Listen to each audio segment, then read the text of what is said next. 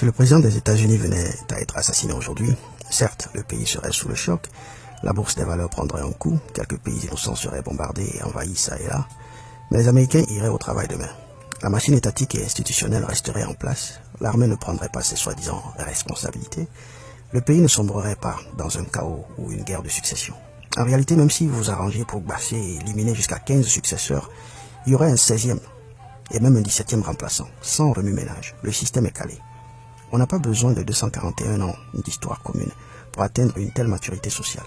En fait, c'est depuis sa naissance que l'Amérique s'est dotée de cette stabilité institutionnelle.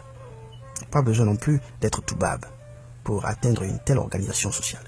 Nous connaissons tous les systèmes matrilinéaires et les conseils de sages qui existaient jadis dans les familles et dans les grands empires de l'Afrique ancienne et qui assuraient des transitions apaisées et une stabilité sociale. Aujourd'hui, l'Africain semble être individuellement évolué mais collectivement primitif, incapable d'instaurer les moindres compromis sociaux nécessaires pouvant permettre un mieux vivre ensemble. À ce siècle encore, le pouvoir en Afrique est traité un peu comme un morceau de viande, jeté dans une horde de hyènes. On s'en saisit et on court et on court et on court, désespérément, pourchassé par un peuple en colère et on court, et on réprime et on brime, et on assassine et on signe des accords, et on viole ces accords, et puis on court de plus belle. Puis on vieillit et on perd le souffle et on s'effondre, et quelqu'un d'autre s'en saisit et la course continue. Comment en sommes-nous arrivés là? Que nous est-il arrivé? Salutations à vous, chers frères et sœurs d'Afrique, chers frères et sœurs des États-Unis d'Afrique. Ce message s'adresse essentiellement à vous qui aspirez devenir des leaders de notre continent. Ce message s'adresse à la jeune élite africaine qui émerge. Mais ce message s'adresse aussi et surtout aux dirigeants actuels. Chers amis, si vous regardez cette vidéo et si vous connaissez quelqu'un qui connaît quelqu'un qui a accès à votre président, faites passer le message. L'intention ici n'est pas de les outrager, mais de leur adresser un message sincère de la part des masses conscientes et libres d'Afrique. Parce que nous savons que nos leaders ne sont pas libres dans leur prise de décision. Et nous pensons que le peuple se doit de les aider. Cette vidéo, qui est la 3e partie de notre série sur l'intérêt national, nous la dédions donc respectueusement à nos présidents. Et nous avons 4 petites propositions concrètes à vous présenter. 1. Communication. 2. Propagande. 3. Pouvoir collégial. 4. Action conjuguée. Chers présidents africains, nous savons que vous n'êtes pas des idiots. Nous savons que vous n'êtes pas des incapables. Gouverner une nation africaine est l'une des tâches les plus coriaces au monde. Il faut en être capable. D'ailleurs, un de vos aînés n'a pas hésité à le dire clairement. Je commencerai par dire que ne dure pas au pouvoir qui veut, mais dure qui peut. On vous a souvent accusé de ne poursuivre que vos intérêts personnels. Mais qui, sur cette planète, peut honnêtement affirmer qu'il ne vit et ne travaille que pour l'intérêt des autres? Celui-là serait non seulement un menteur, mais un menteur dangereux. Vous avez le droit de poursuivre votre intérêt. Il faut seulement que vous arriviez à bien discerner ce qui constitue réellement votre intérêt personnel. Nous savons que vous gouvernez avec un fusil sur la tempe. Nous savons que l'oligarchie occidentale vous impose des marchés et des choix ridiculement suicidaires. Les masses africaines le savent. Ce n'est pas la peine de le cacher. En fait, il n'est pas dans votre intérêt de cacher les chantages qu'on vous fait, de cacher la vilainie de ces peuples dits civilisés. Il faut les exposer au grand jour. C'est là votre premier bouclier. Et c'est là notre première proposition. Communication, communion, connivence avec vos peuples. La stratégie favorite des preneurs d'otages, que ce soit avant ou après l'enlèvement, c'est d'isoler la victime de son groupe d'appartenance. Chers présidents africains, ne vous laissez pas isoler. Ne devenez pas étrangers à vos peuples. Vous êtes des employés du peuple. Rompez le silence. Rendez compte au peuple des chantages indécents que vous infligent ces prédateurs de l'oligarchie occidentale. Révélez à la face du monde les menaces barbares que ces gens dits civilisés vous profèrent. Nous étions dans un pays, si nous voulions affronter ces organisations internationales, si nous voulions affronter des multinationales pour mieux négocier le prix de l'or, le prix du coton, il nous fallait un consensus national.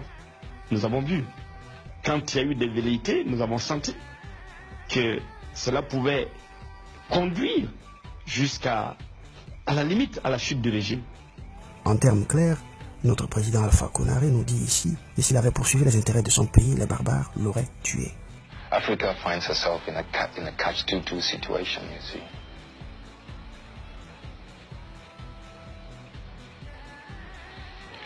She better watch what she says here and there, or else you don't get that aid or that assistance, etc., etc.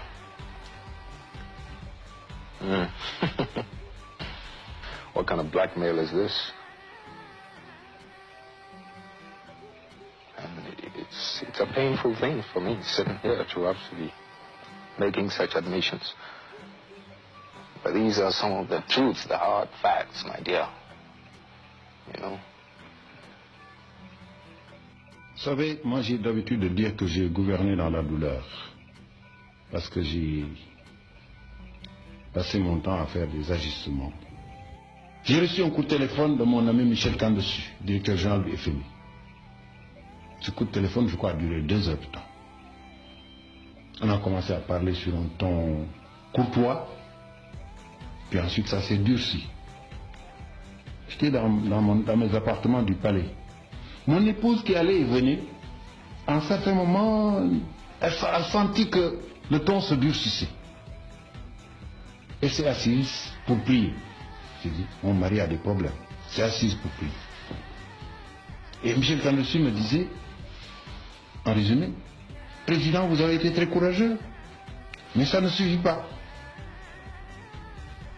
Il faut que tous ensemble, vous fassiez la dévaluation. Le 12 janvier 1994 à 0h, le franc CFA qui valait 2 centimes n'en vaut plus qu'un seul. Une dévaluation de 50% qui touche les 14 pays de la zone franc. Et voilà comment cette dévaluation tomba sur nous comme un décret divin. Il n'y eut aucune voie de recours, aucune résistance, aucune protestation contre les barbares, aucune représailles contre leurs intérêts sur le continent. Et on augmente toutes les choses à 100%. Et comment nous allons devenir? Vraiment, on essaie où mettre la tête, franchement. Ça ne veut pas de choses de nos autorités, ça vient de loin. Je ne sais pas ce qu'on va faire, ça sera difficile, quoi. On va faire avec. Au contraire, c'est encore contre nos présidents que nous nous sommes révoltés, que nous nous sommes rébellés. Et quand nos marmites ont commencé à se vider, c'est contre nos voisins que nous avons pris les machettes. Non mais l'Afrique doit mûrir un jour. Votre Excellence, Monsieur Abdou Diouf, vous n'étiez pas obligé d'accepter ce chantage. J'ai le dos au mur. Si je ne le fais pas, peut-être qu'à la fin du mois, vous ne percevrez pas vos salaires, vous les fonctionnaires. Parce que je n'aurai pas les fonds que j'attends. Justement, Monsieur le Président, mais vous ne voyez pas qu'après 50 ans d'indépendance, bon, on va dire quoi, 34 ans au moment où l'affaire se passait, vous ne voyez pas qu'après 34 ans d'indépendance, qu'il soit un peu aberrant et honteux que nos simples salaires dépendent encore des dons de nos anciens colons? Pourquoi avons-nous osé prendre l'indépendance alors? Lorsque vous aviez 35 ans d'âge, Monsieur le Président, dépendiez-vous de vos parents? Tendiez-vous la main à vos parents pour les moindres de vos besoins? Bien sûr que non. Tout le monde le sait, c'est à 35 ans que vous êtes devenu Premier ministre de M. Senghor. C'est là un homme, un vrai. Un homme doit grandir, quitter la maison de papa et maman, s'instruire, pourrir dans les difficultés et les vicissitudes de la vie autonome, puis germer et produire des fruits. Et vous l'avez fait à l'échelle individuelle. Pourquoi l'Afrique ne le ferait pas vis-à-vis des colons? C'est vrai, on nous dira que 35 ans, c'est très peu dans la vie d'une nation. Qu'est-ce 40 ans dans la vie des peuples quand le monde compte des milliards d'années d'existence? Oui, mais pardonnez, papa au fouet. Juste à titre d'exemple, hein, vous savez à quel âge la nation américaine a décidé de rompre avec son ancien colon? Dès la naissance. Alors qu'elle était composée que de 13 maigrichonnes colonies coincées le long de la côte atlantique, menacées de toutes parts par les Anglais, les Espagnols, les Portugais, les puissantes tribus indiennes, gangrénées de l'intérieur par ses propres esclaves noirs, en pleine instabilité, sans fondation économique, sans armée régulière, sans flotte navale, l'Amérique décida néanmoins de couper le cordon avec la couronne, avec l'ancien colon. Quand on veut l'indépendance, c'est comme ça on fait, et puis on noue de nouvelles alliances. Mais revenons à la communication. À vous, Excellence, Monsieur Abdou Diouf, et à tous les Abdou Diouf de demain. Voici ce que nous aurions souhaité vous voir faire dans un cas pareil. Après une telle conversation, vous rejoignez votre femme, vous priez ensemble votre Dieu, ensuite vous préparez un bref discours destiné à votre peuple. Le lendemain matin, vous larguez l'information, vous leur révélez le chantage qui pèse non seulement sur vous, mais qui pèse sur toute la nation sénégalaise, sur tout le peuple africain. Vous serez émerveillés par les sacrifices dont le peuple africain est capable. Un peuple bien informé est un peuple déjà libre. Chers dirigeants africains, ne vous isolez pas. N'affrontez pas la France, n'affrontez pas les multinationales en cavalier seul. Soyez de connivence avec vos peuples. Allez au combat avec vos peuples. Rendez compte à vos peuples. Rendez compte à vos peuples de vos pourparlers avec les colons. Vous n'êtes pas obligés de vendre les terres riches du continent, peu les morceaux de vos terres et de les hypothéquer, les donner à la France et à la Chine pour des durées de 30 ans, 50 ans, 100 ans, rien que pour avoir 12 mois de cash. Dites au peuple qu'on vous menace, dites aux médias nationaux et internationaux que ce monsieur vient de me dire que si je ne lui donne pas ce marché, demain je suis un homme mort.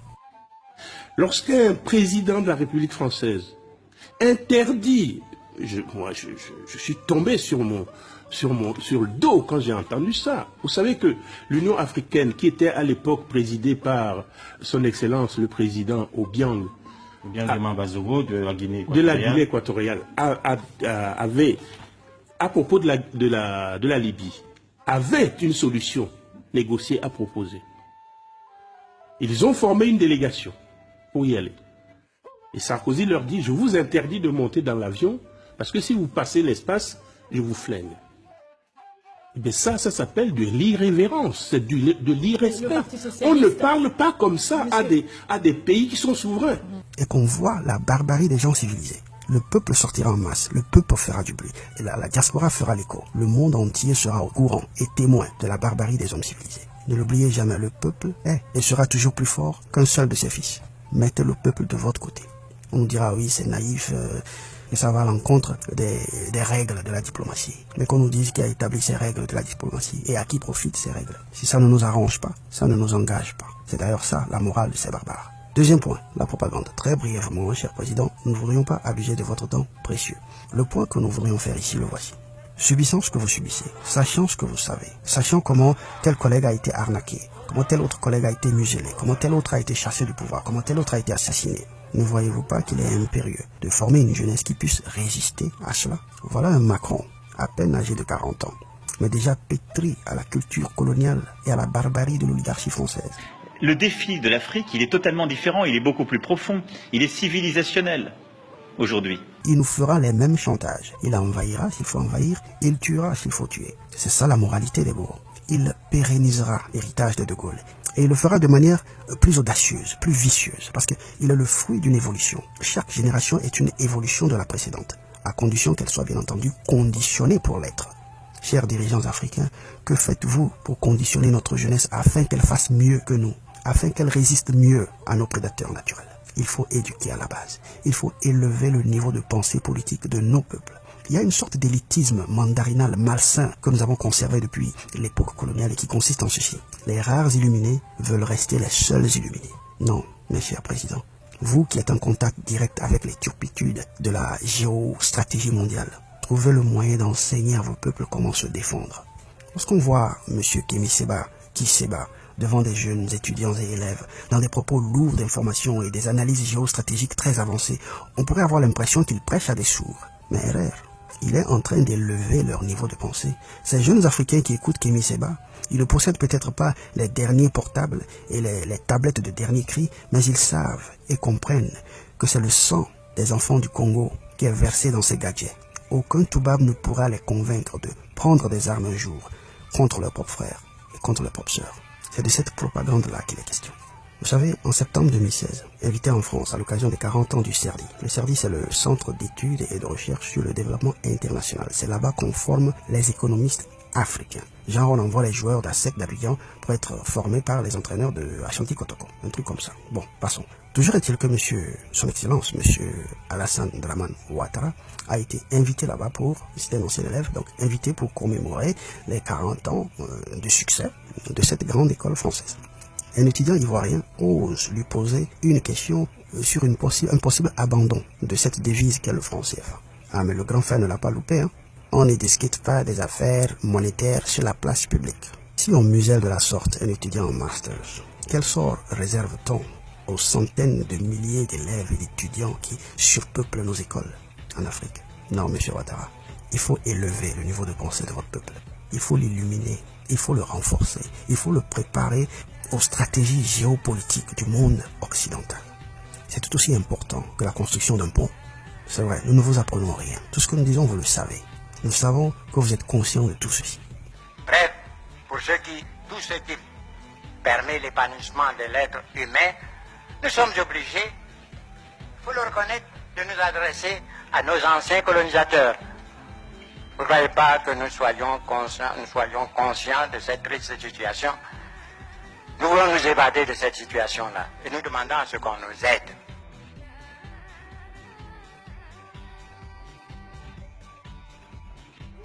Nous savons que vous n'êtes pas libre de vos actions, que les multinationales vous tiennent en laisse et vous menacent parfois de mort si vous ne servez pas leurs intérêts. Que faire alors? Ceci nous amène à la troisième proposition. Pouvoir collégial. Institution forte, Un seul cerveau ne peut pas à lui seul décider de la destinée de toute une nation. C'est contre-productif.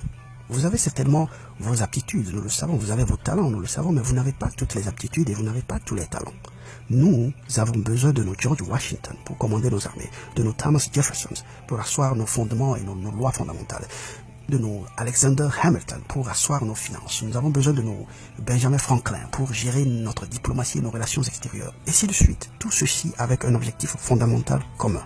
L'intérêt national, l'intérêt de la patrie, l'intérêt du continent, l'intérêt de moi et de mon voisin parce que c'est tellement lié. Il nous faut des institutions fortes qui garantissent la pérennité de notre philosophie politique. De telle sorte que quand le barbare assassine un Sankara aujourd'hui, dès demain il y a un deuxième Sankara qui est au pouvoir, tranquille. Sans remue-ménage, le même système continue, la même politique continue, la même idéologie continue. C'est la meilleure manière de décourager ces coups de force fomentés de l'extérieur. Les colons doivent savoir que c'est à tous nos peuples qu'ils ont affaire et non à une poignée de personnes. Et c'est ensemble que nous pouvons prendre ces mesures. Ce qui nous amène au dernier point, dernière proposition, action conjuguée, action groupée, unité, complicité sous-régionale, complicité régionale, complicité africaine. Si le Burkina refuse un marché parce que ça ne l'arrange pas, le Togo ne doit pas prendre ce marché. Le Bénin ne doit pas prendre ce marché. Le Mali ne doit pas prendre ce marché. Comme disait l'autre, on fait de la compétition ruineuse entre nous. Un pays africain refuse de prendre votre offre pour exploiter son pétrole, votre offre de 10%, il refuse. Vous traversez la frontière, un autre pays africain vous ouvre les bras, venez prendre. Pourquoi nous faisons des choses comme ça? Je voudrais que notre conférence adopte la nécessité de dire clairement que nous ne pouvons pas payer la dette. Même pas dans un esprit belliciste. Ceci pour éviter que nous n'allions individuellement nous faire assassiner. Si le Burkina Faso tout seul refuse de payer la dette, je ne serai pas là à la prochaine conférence. Par contre, avec le soutien de tous, dont j'ai besoin,